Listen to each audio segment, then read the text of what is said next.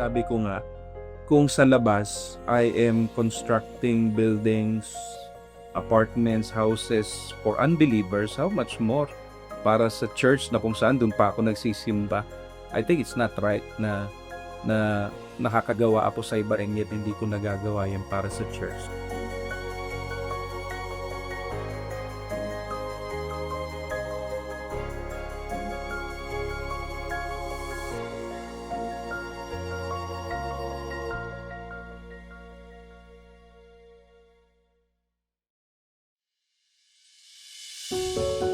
Dito sa Mariveles, Bataan nakatira ang isa sa mga kapatid na lumilikha ng iba't ibang obra maestra dahil sa kanyang mga likhang disenyo ng mga itinatayong kapilya ng Pentecostal Missionary Church of Christ in the Fourth Watch.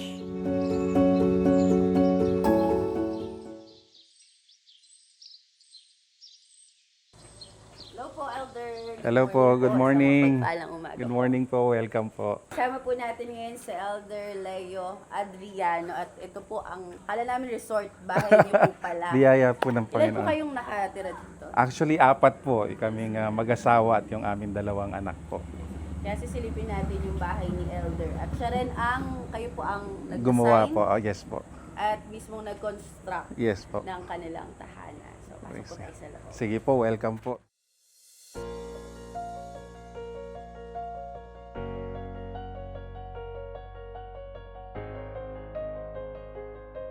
And yes, nandito tayo sa sala nila Elder Leo. Elder, napakaganda po ng inyong tahanan at salamat po na ipapasok niyo po at kami po ay nakabisita dito dahil balita po namin ito ay tinayo kasamang ibang sangkap ng pananampalataya at napakaraming mga pagtitiis.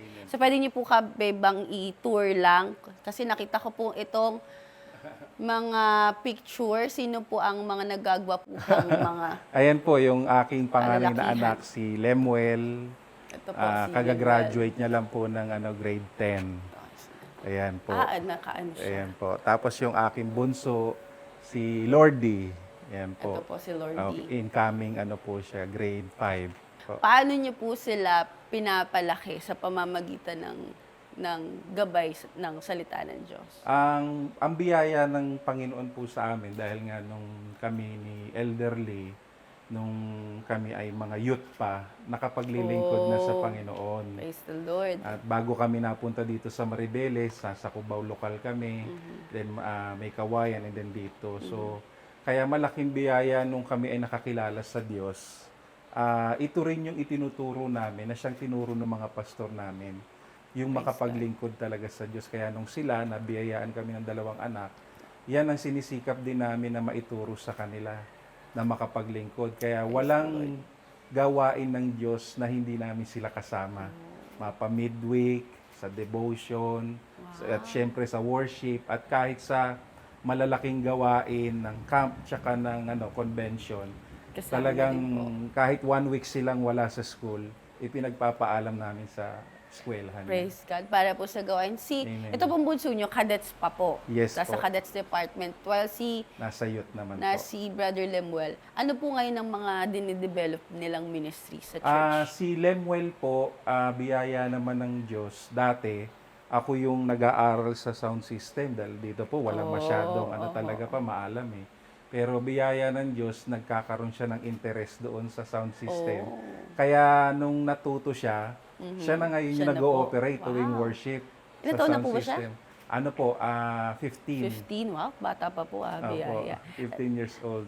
Si ano po, inyong bunso? Ayan, biyaya din po si Lordy na nagkakaroon na rin siya ng pagkakataon maging partaker sa worship. Ay, wow. Praise Nag-SOP God. po. Ako makakanta naman Oo, ho. tapos nitong nakaraang cadets camp po sa district namin, nabiyayaan naman siyang mag-opening prayer. Wow, praise may mga God. partake na rin po siyang Praise the Lord. na Talagang pagkakatiwalaan. nadadala talaga nila yung mga pundasyon sa salita ng Diyos. At nandito po nakita natin, mayroon ditong family picture si Elder. Ito po ang kanyang misis. Pwede niyo po bang Ayan po. pakilala ang Si napakaganda Elder Lorly Elder Adriano. Lorly. Elder na rin po Yes sa po. PMCC Fourth Yes Watch po. of Dito na po Maribeles. siya nag-elder sa Maribeles sa biyaya ng Diyos. Si Elderly naman po, more in talaga sa MC po. Ayan, siya po ang nag-aano sa mga program committee. Siya rin po ang katuwang ni Pastor sa mga pagsasaayos talaga Wow. pagdating sa mga Nag-organize gawain. po. Yes po.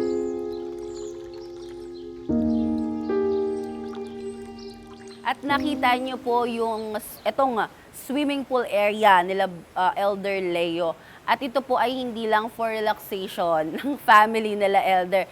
Meron ding special na nangyayari mismo dito sa place, Elder. Ano po ang nangyayari dito? Actually, itong lugar po na ito, wala talaga to sa plano, yung pool eh.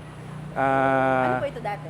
Bakanting lote lang po ito, may mga puno. Pero ang talagang nagpanukala nga po nito, nung nakarating si Bishop Resting po dito, biyaya ng Diyos, talagang siya ang nagsabi na, Brad, isa na lang ang kulang, swimming pool. Kaya ako naman, wala naman sa ano ko yun, sabi ko, loobin ng Panginoon talaga. Pero yun palang salita ni Bishop na yun, hindi ko akalain na pag natayo ito, magkakaroon pala ng gawain talaga. Ibig sabihin, nakita ko na yung sa akin parang wala lang, pero sa salita ng sugo, meron palang mababautismuhan dito at naging dausan po namin to ng watch party pagka ang beloved apostle natin, Apostle Jonathan, may mga home pre-crusade po na ginaganap. Kaya itong mismong lugar po na ito, ayan, biyaya ng Panginoon, naglagay tayo ng sound system, Kompleto. ng pulpito, may mga lamesa, may mga chairs.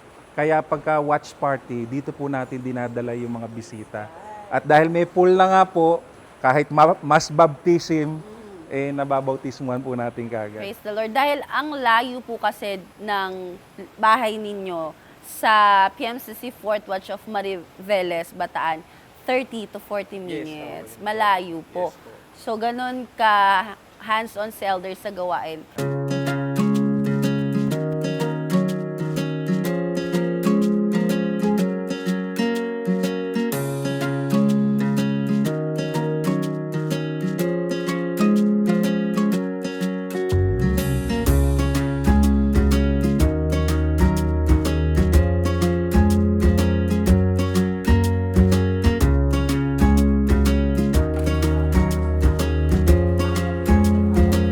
Si Brother Leonard ang presidente at CEO ng kumpanyang Adcon, isang construction agency.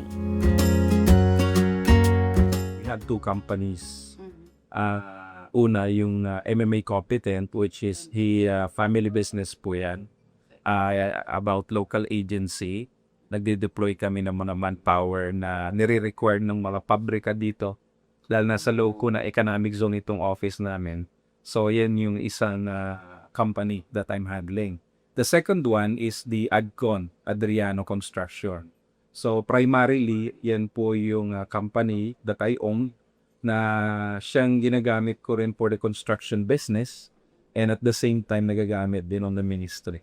Paano po naman kayo personally na nakapasok sa ganitong line ng work? Actually, before po, by profession kasi I'm a civil engineer, namamasukan din lang po sa mga kumpanya, sa mga construction firm. So, eventually, nung napadpad na ako dito sa Maribeles, I started yung Adcon only by paper. Wala pang project kasi doon naman nagsisimula lahat. So, I think 2 years bago siya talaga nagkaroon ng project na masasabi. And I remember, nung nag-start pa lang ang Adcon, my first project was replacement lang ng carpet tiles. Only worth 12,500 pesos. So, doon lang nagsimula ang Adcon. Meron lang nag-inquire kung kami ba ay kaya namin ganito lang gawin yung trabaho. Siyempre, sabi naman namin, kaya namin yan. So, madali lang naman gawin. So, that's how Adcon started.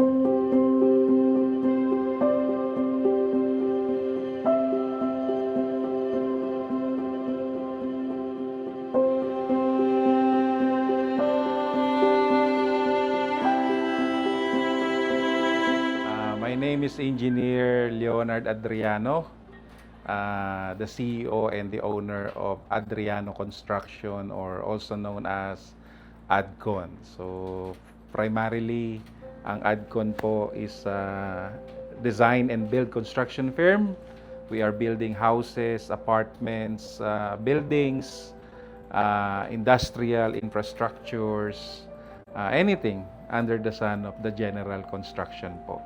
And dito po sa office, dito po ginagawa lahat ng mga planning stage, brainstorming, and everything from the plan, from the scratch, hanggang sa maging complete set of plans po siya. Bilang isang inhinyero, tungkulin niya na maitayo at mabigyan ng magandang resulta ang anumang proyekto na meron siya. Ano po yung mga medyo naging bottleneck na inyo pong construction? Well, of course, sa any business na nagpapasimula kasi talaga sa maliit, it is always hard kung paano mo siya mapapalaki. Pero sabi ko nga, through prayer, number one, at malaking bagay din yung foundation of faith na may tiwala ka sa Diyos na sa anumang bagay na maliit, palalakihin talaga ng Diyos pagka nakita niya naman yung desire mo. So, technically speaking, the struggle was really difficult kasi wala ka namang proyektong maibabandera. Pag may nag-inquire sa'yo ng malaking proyekto, sasabihin, ano na ba yung nagawa mong malaki? Kaya mo bang gawin to? So, kaya mo lang by mouth, no? So, pero salamat pa rin sa Panginoon. Sabi ko nga, from small things, nadagdagan ng unti-unti, hanggang sa may mga malalaking project na. Tama ba? Ito yung ano? Ito, naituro na to kay Jazz. Binend na nila to. Okay. Ngayon po, nandito naman tayo sa Freeport Area, Bataan, o kilalang FAB dito sa Mariveles, Bataan, at kasama natin ulit si Elder. Elder, nasan po ba tayong lugar? Actually, this is the third floor of RCBC building po, kung saan located po ang ADCON's office. So, pwede niyo po ba kaming pasilipin, Elder, ng inyong Sige, working office? dito muna po tayo sa main office ng ADCON. Sige po, welcome po kayo. So, ito po ang Adriano Construction Adcon, the quality you can afford. So, ang ganda, maliwalas, malinis. So, Elder Leo, paano niyo po describe itong ambience ng office niyo dito with your workers? Siyempre, number one, the tagline of ADCON is the quality you can afford. So, we are very particular sa quality, no? Sa quality ng aming mga ginagawa. And of course, kailangan magsimula yan mismo sa amin. No? From our office, from the staff, from all the technical people ng ADCON, yan po. But most especially aside from the quality, sumisentro talaga ang ADCON on that Bible verse, Proverbs 16:3. Commit to the Lord whatever you do, and your plans will succeed. Yan ang core value po ng ADCON. Praise the Lord. Kaya sa mga churches na nako-construct, dito po ginagawa. Bine-brainstorm ang mga planning para po sa inyong mga local churches.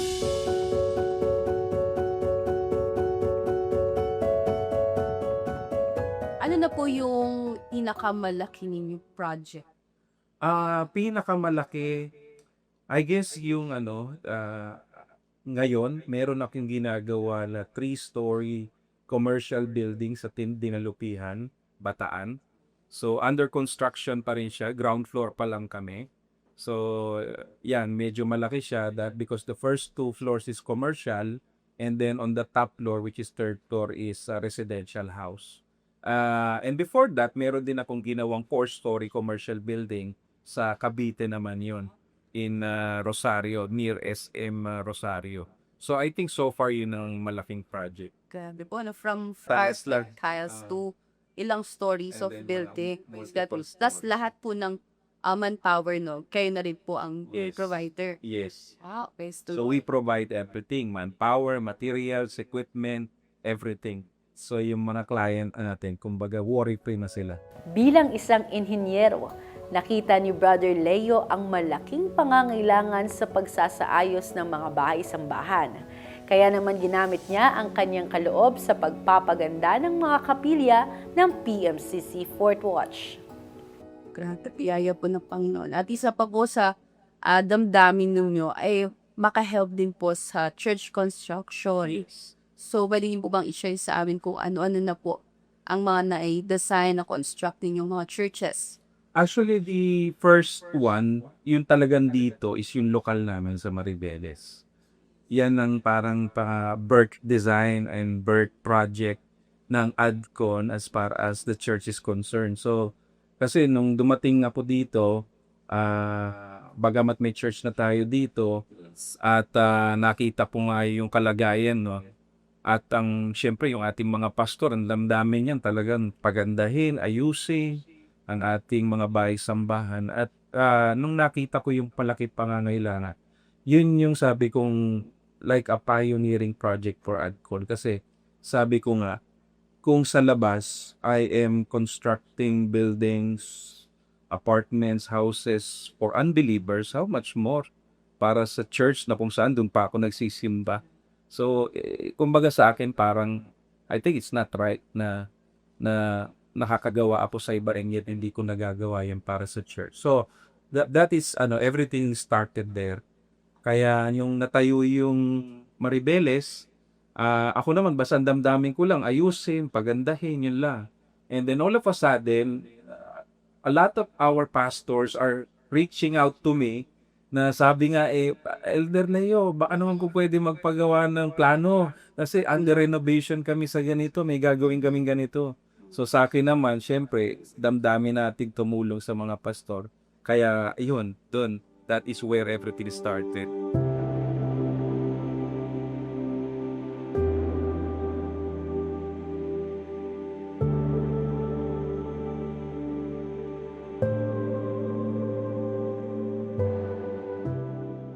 Fortunately, nung nag-birthday si Evangelist Let, personally, pinakilala ako ni Pastor Joy kay Apostle.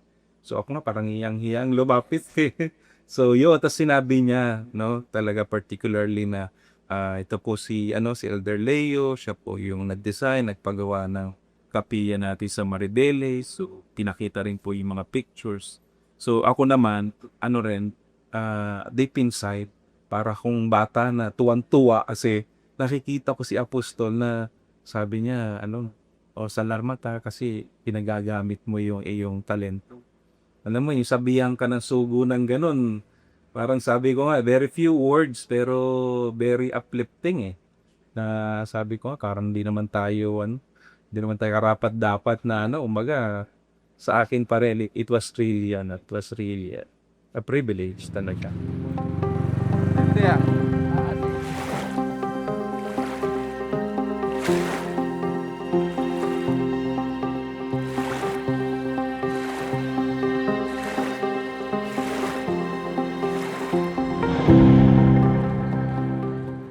Bilang isa sa mga elder po sa lugar na ito, ang atin pong mga ministry bukod po sa pagiging partaker sa loob ng church at katuwang po ng ating mga manggagawa, ako rin po ang naatasan sa dako pong ito ng kawan ng Porto Balon Biaan para humayo sa mga kapatid, panatilihin sila sa paglilingkod at makapaghanap na rin po ng iba't ibang mga kaluluwa na madadala po natin sa paglilingkod. At ganun din po itong aking kinatatayuan na itong lugar po na ito ay bunga rin po ng pagsisikap, collective effort po ng inyong abang lingkod kasama ang ating mga masisipag na manggagawa na ang loting ito ay na-donate po ng kapitan na sumasakop sa barangay na ito. Mayroon na pong plano ito para sa another church na itatayo. At sa lugar pong ito, nakikita natin ang isang panibagong itatayong simbahan o bahay-sambahan na kung saan mas magiging malapit na po sa mga kapatid na naririto.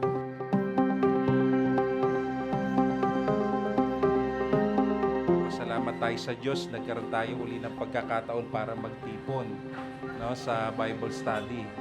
At normally sa mga bahay-bahay o kaya sa ganitong kawan meeting, nagkakaroon tayo ng pagkakataon para makapag-aral ng salita ng Diyos. O sige, sa pagpapasimula natin, tayo ay tumayo at tayo ay umawit muna sa Panginoon. Anyayahan natin ang banal na Espiritu Awitin natin ang Panginoon ay nasa atin ngayon.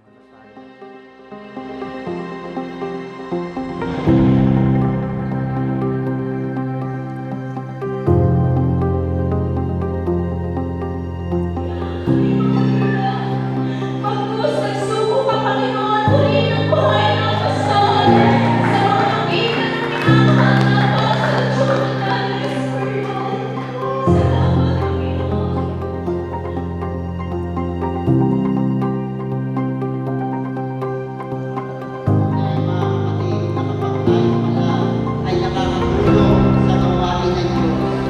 Tayo ay patuloy na pinapasaya ng Panginoon. Amen!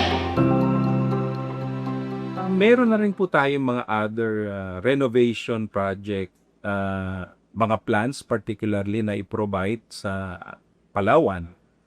Yan. Meron na rin pong isang church doon na naitayo, particularly sa Itangil, Palawan. So, nung sinabi ni Presbyter Bong Wanson na mayroong kapatid sa US na magi-sponsor, so dali-dali ginawa natin ng plano. So, yan, biyaya ng Panginoon. Lokal na po siya. Meron din po tayong ginawa naman, mga interior naman, stage sa San Mateo Rizal. Ayan, so yung stage nila doon, biyaya ng Diyos, tayo rin po ang nag-design, and then, yun, nakatayo na rin po yun. And then, sa mga upcoming naman po, ayan, meron din pong malaki na parating kay Presbyter Marina de Luna, yung multipurpose or some sort of a gymnasium that will house approximately 2,000 seating capacity. So sa ngayon po, we were able to finish the initial plan at hopefully na maipresent din po sa main church, no, para po for review and then for their comments pagdating din po sa design. So kapag-uusapan po yan. So sa akin, it's really an honor. Most especially if it is for the church. Kasi nga, lagi ko ring on my principle in life, hindi pwedeng aba ang sa church. Kung paanong sa unbeliever, hinahangaan natin yung mga istruktura nila, dapat hangaan din ng church. When I received the doctrine of Fourth Watch, yun na talaga yung naging foundation of everything.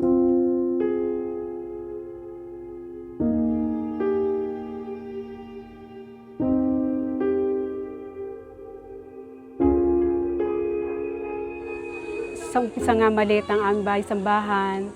Kaya itong aming pinagpapasalamat po na merong bahay dalanginan na pinagpapasalamat namin at sa biyaya ng Panginoon po may dumating na isang Elder Leo na tumulong sa dakong ito ng Maribeles para magtayo ng bahay sambahan. Napakabuti talaga ng Panginoon at nabigyan kami ng napakagandang chapel. Naalala ko, nung maliit pa lang yung chapel namin, hirap talaga mag-invite ng mga bisita. Wala kaming may pagmamalaking bahay sambahan na maganda. Pero ngayon, biyaya ng Panginoon, ang chapel namin ay talagang kalugod-lugod sa Diyos talaga. Bilang isang ka-member po ng Fourth Watch, madali po kaming maingganyo sa bawat inaanyayahan naming tao na pumupunta dito dahil pinupuri po talaga yung simbahan namin.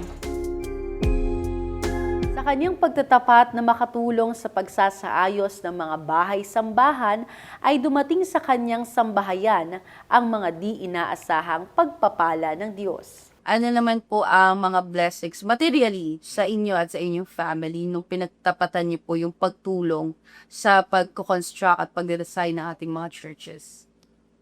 Blessings, napakarami.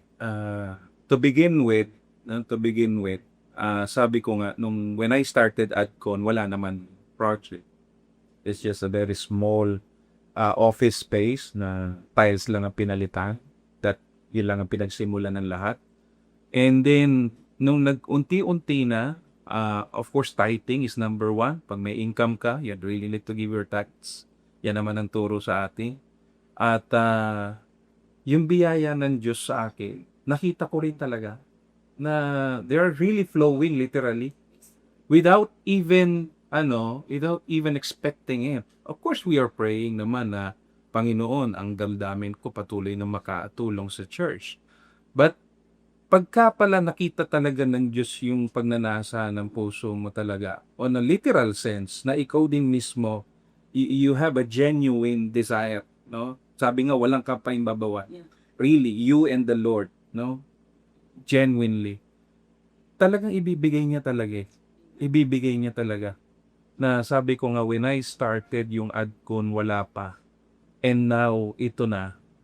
When we started in Maribeles, sabi ko nga, we were only living on a very small place na sabi ko nga during rainy season talagang literally yung sewage, yung imbornal lumalapas doon sa CR namin, no? And then naglilimas kami doon ng excuse for the word, dumi ng iba, no? While we are still in the place, no?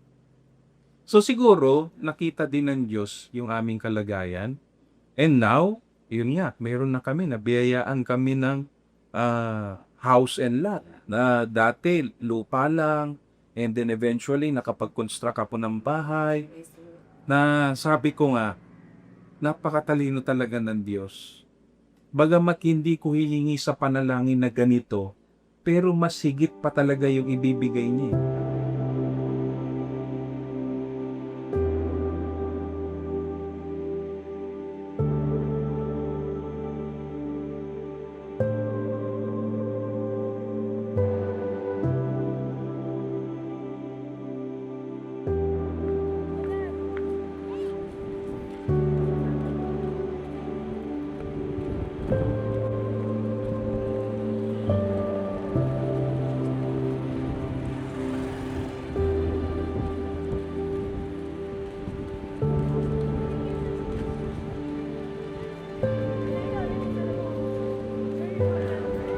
Ito kayo doon ha.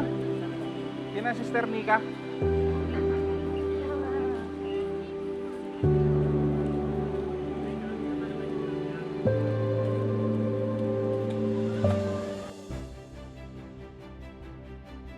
Sabi ng Panginoon, yung mga tunay na mananamba, sasamba sa Kanya sa Espiritu at Kanya.